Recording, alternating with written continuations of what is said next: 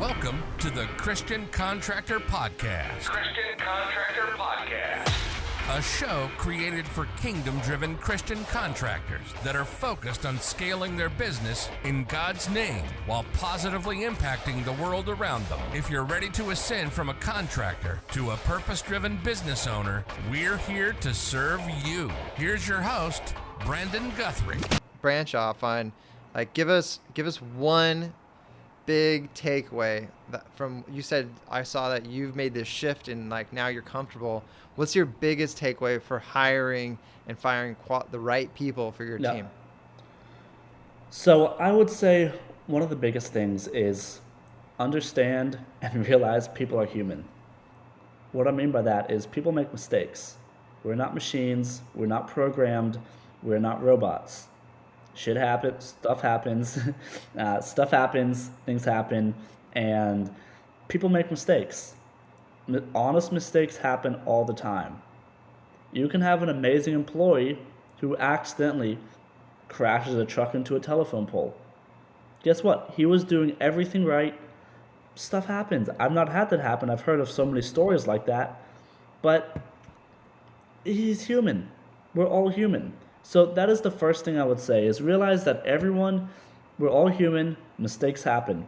The second thing is being so crystal clear on the roles, expectations and duties of each employee when they're hired.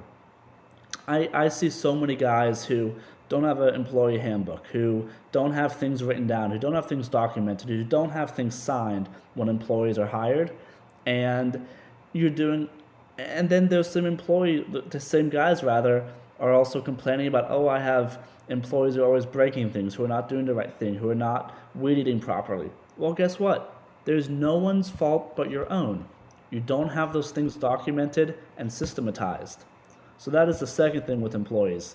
You have to make sure both you, managers, and employees understand the roles, duties, and responsibilities of that said employee, no matter what position they're in.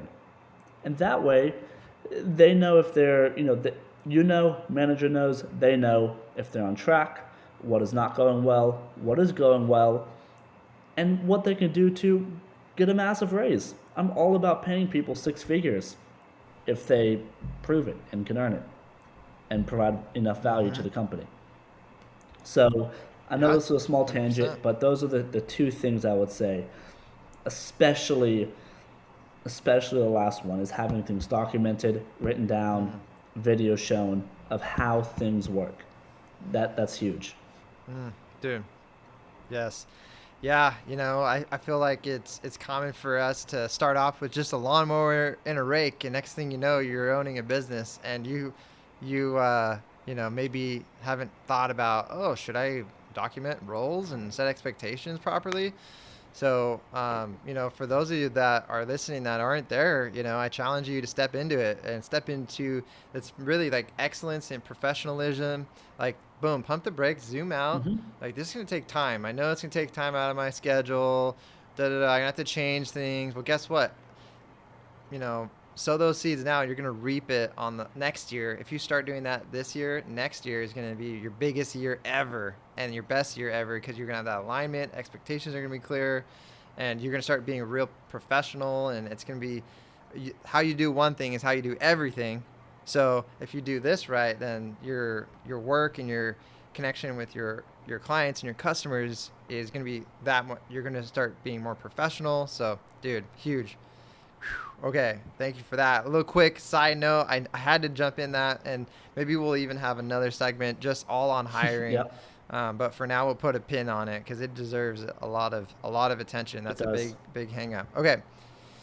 So question number 2, what are keys to starting a business or growing a business the right way?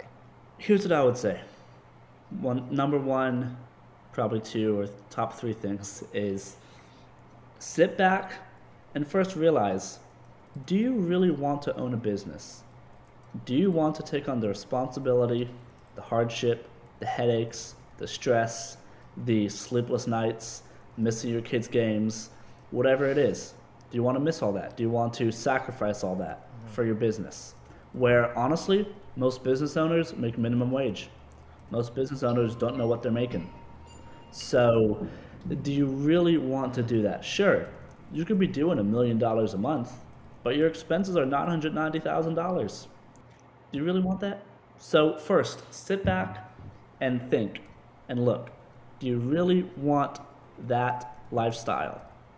Now, I'm not saying it's going to get better, which hopefully it will, but that is the reality for, I think it's like 75% or 80% of small business owners, where they're honestly a slave. They're working 80, 90, 100 hours a week, and they're making, 50 grand a year, 40 grand a year.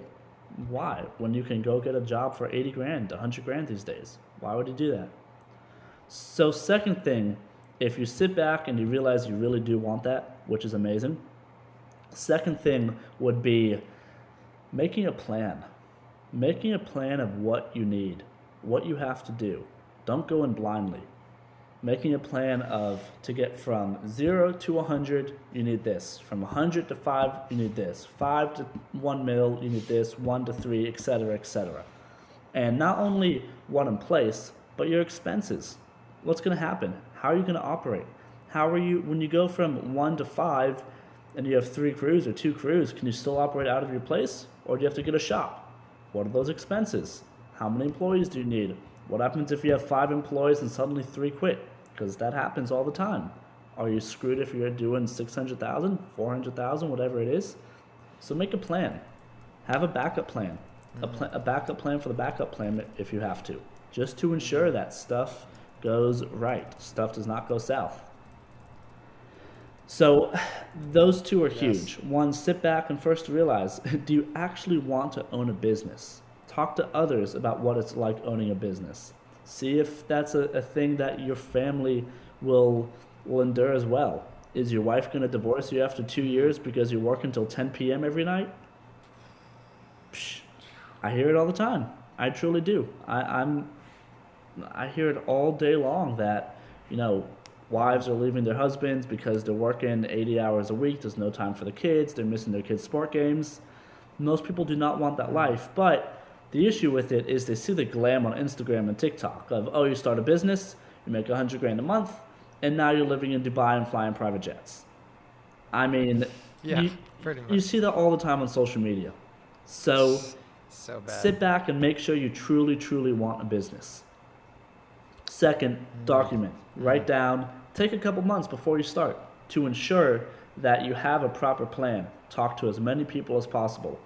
Third is, that was a response to question 1 as well. Part of it is don't let your ego get in your way. Do not be afraid to ask for help. Do not be afraid to say, oh shoot, I screwed up. I need to fix this. I need help. And most people will not do that because their ego gets in their way.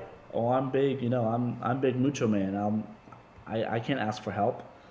It makes me look weak, makes me look small. So you have to be able to ask for help when you're starting. Yep. That is huge. Yep. What do you think of those 3 things? Yeah, 100%, man.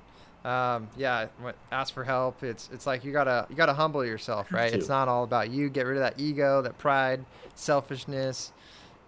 That's all what that is. And when you put others before yourself, you put your family before yourself, put your team before yourself. You got to be willing to say like, hey man, I take full responsibility. I messed up. I screwed up. I don't know what I'm doing. I'm not good at everything, like you were saying. And the sooner you can do that, that's the true sign of maturity there for sure. And dude, so yeah, do you want it? Asking yourself, do you want it? And not being, it's so true because I've actually shot a video about the private jets and the Lambos being a thing that attracts people into business. And it's actually, I think it's really frustrating because if that's what gets you into business, then you shouldn't be in business. In my story, which you may or may not have heard of before, but basically that's how I kind of started doing that when I was younger, and I hit kind of rock bottom, and I flipped the script and made about serving others rather than serving myself. and making impact in this world. And then that's when it all started to work. So 100%, like, what's your motivation? Do you want it? That's a huge, huge thing, because just that, if you're, if you're halfway in it, or you're just getting started, ask yourself, do you even really want this? So that's huge. Making a plan, once again, back to professionalism and excellence, and taking a step back, pumping the brakes, and doing things right. Measure twice, cut once, right? And, make a plan. So it's like, well, I could just start going, or I could pump the brakes and think, well, let me plan this out. And what I've called before, I like using this analogy, is like almost like a constitution. You write down, if this happens, this happens. If this happens, this happens. If this happens, this happens. Like marking out every scenario, as many scenarios as you can think of, and making a plan. So that's huge. And then boom, asking for help. So that's huge, big time. Boom, wow, huge, huge, huge. So those of you listening right now, audit yourself. This is your chance. We're all busy every week, and you may be listening to this live or recorded. But now's your time. You're right here. You're right now. It's right here, right now. It's your chance to audit yourself. It's your chance to make a change, to take uncomfortable action. That's how we get places. That's how, when we have discipline, discipline is when we do things that we don't want to do to get the results that we want to achieve.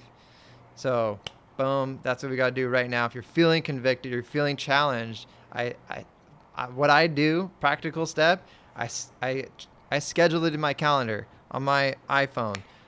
On this day at this time, I dedicate 1 hour to executing this thing. So whether that's you mapping out your plan, or you deciding the pros and cons and writing a list out of, do you want to do this? Or even taking the time to think of, man, where am I dropping the ball? Where could I ask for help? So boom, huge, boom. And then lastly, question number 3. Jeremiah, my man, how do you delegate in a way that allows you to avoid overwhelm? Definitely. So this assumes that you have a business and you growing your business and you want to get to the next level. First goes back to my first answer, is know what you're good at, know what you're bad at. Delegate, outsource what you are bad at, what you're not good at. Second, realize what you want from your business. Do you want to make tons of money? Do you want to spend more time with your family and friends? Do you want to have a passive income where you sit back and you travel? Any of those options are totally viable. It comes down to you. From there, realize where you want to be in your business, where you want your business to take you, and figure out what needs to happen to get there. So for example, if you want to work a strict 30 hours a week, you only want to do sales calls and nothing else. Write down everything that you're not going to be doing. Write it down, actionable steps, and you can work on hiring. You can work on having an exact plan of what someone will do to take your place. So it just comes down to really having things written down, documented, and being able to trust someone to take care of things. Big word is trust. Pay is huge there. There's so many tangents we could go off here, and so many other conversations we could have. But I know we're on a time crunch or a time constraint, so I'll keep it short. But that's one of the biggest things, is know where you want your business to take you. What you want out of your business is huge. Dude, huge. That's really good. That's awesome. I really like that. It's almost like an exercise that we could all take, for those of you watching live or recorded, that we could take an exercise to write down what we want to do and what we don't want to do. And we have 2 sides on the list, and these are the things that we're really good at, and these are the things that we're forced to do because maybe we don't have a teammate to replace us, but we could outsource it, we could delegate it. So boom. And then the next step would be to start getting into hiring a person to take those tasks out for you, which that's a whole other segment. So Jeremiah, we might have to have you back on for a second episode, just talking about hiring and firing. So dude, but that's a whole other segment in itself. Wow. Okay. So contractors listening in right now. So I got some awesome notes here. I'm going to kind of roll through what I have here. One is being willing to pivot and change when things get crazy.